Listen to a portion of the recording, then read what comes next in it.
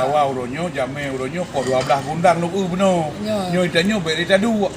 Tak masak-masak tak magu-magu naju. Sebenarnya itu kan ku terpen kunci bapa ayah kita yang Abdullah kan. Jadi kan hubungan dia agak lambat tu.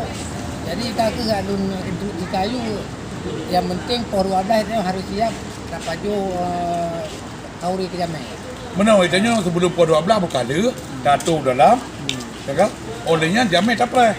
Ya, ini yang dia maksudnya. Ya, kepak berulah baik le tapi ke kulit itanyo. Enggak nyang. Pekahnya? Yang kebenar itanyo. Tak pekah mak kurang itanyo.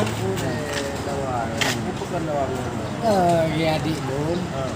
Enggak ya instruksi dari ayah kamu kan 40 cuman enggak ngomong itu ayah kalau cuman mana be dawa tanya kan kerja kena yang kita kubur yang itu tu ayah tanya bayar pun juga Yang kamu tu ya, ni kamu tu. Dia mau jadi ketua dalu nanti no tapi anak kita dia ada Dengan nya betul. Nya kamu tu.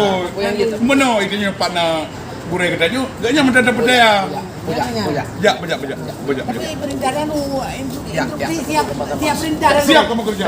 Baik.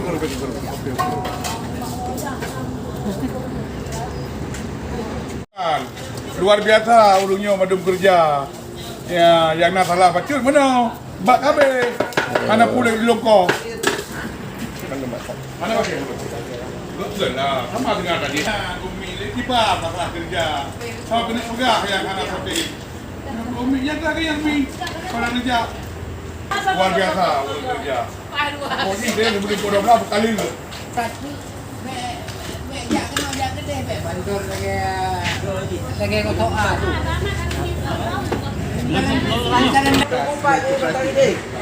Ona tu. Oi pak katro alhamdulillah. Lepas kat